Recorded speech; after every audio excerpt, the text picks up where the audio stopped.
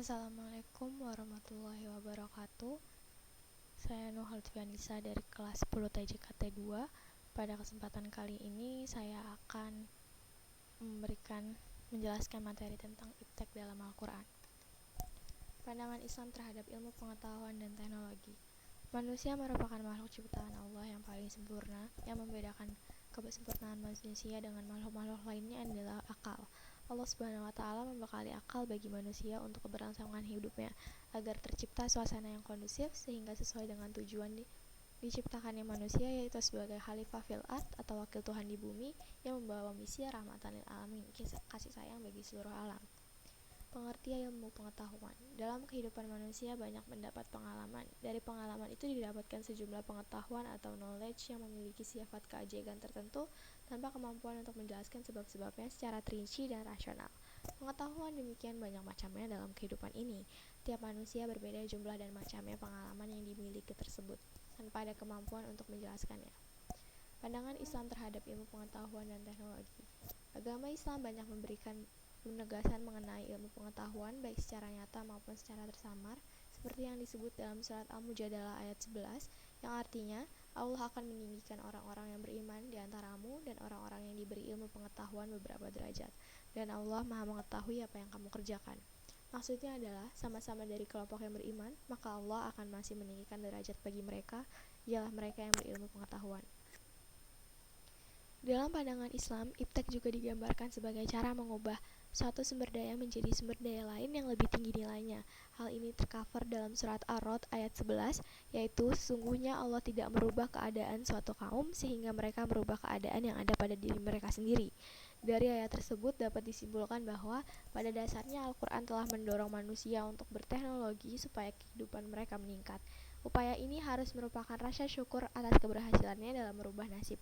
Dengan perkataan lain, rasa syukur atas keberhasilannya dimanifestasikan dengan mengembangkan terus keberhasilan, sehingga dari waktu ke waktu keberhasilan itu akan selalu meningkat.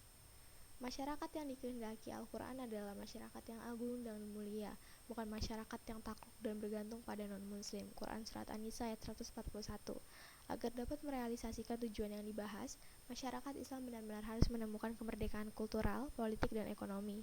Pada gilirannya, hal itu membutuhkan pelatihan para spesialis spesifikasi tinggi di dalam segala lapangan dan penciptaan fasilitas ilmiah dan teknik dalam masyarakat Islam.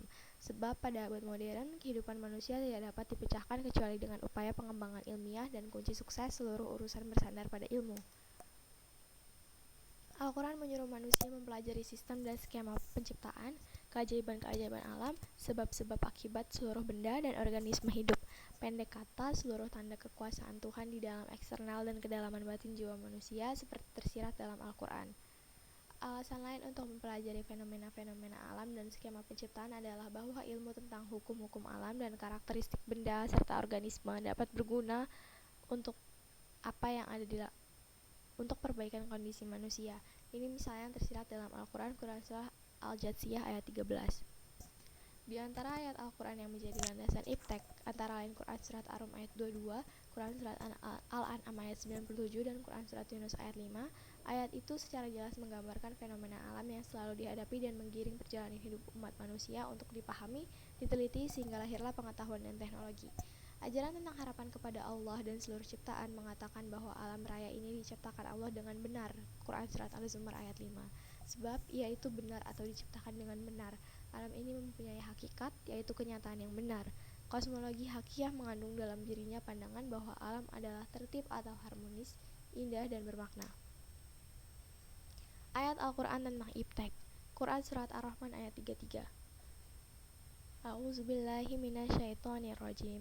Ya ma'sarol jinni wal insi inistata'tum an tanfuzu min aqtaris samawati wal ardi fanfuzu la tanfuzuna illa bisultan. Hai jemaah jin dan manusia, jika kamu sanggup menembus penjuru langit dan bumi, maka lintasilah. Kamu tidak dapat menembusnya melainkan dengan kekuatan. Ayat tersebut berisi anjuran bagi siapapun yang bekerja di bidang ilmu pengetahuan dan teknologi untuk berusaha mengembangkan kemampuan sejauh-jauhnya sampai-sampai menembus penjuru langit dan bumi. Namun Al-Quran memberi peringatan agar manusia bersifat realistik. Yang kedua, surat Al-Mulk ayat 19.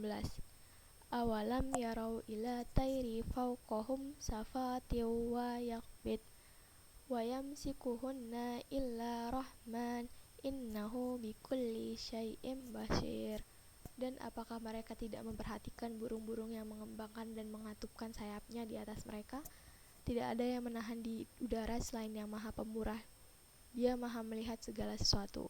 Ayat di atas menceritakan tentang bagaimana burung bisa terbang mengembangkan sayapnya. Itu karena burung dilengkapi dengan organ-organ tertentu, misalnya sayap, bulu-bulu yang dapat menahan angin, dan badan yang lebih ringan daripada tenaganya.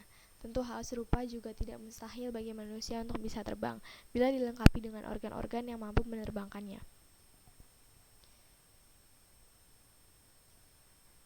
Hadis riwayat dari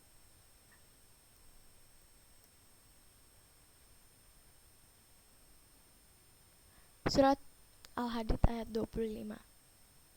Sesungguhnya kami telah mengutus rasul-rasul kami dengan membawa bukti-bukti yang nyata dan telah kami turunkan bersama mereka Alkitab dan neraca supaya manusia dapat melaksanakan keadilan.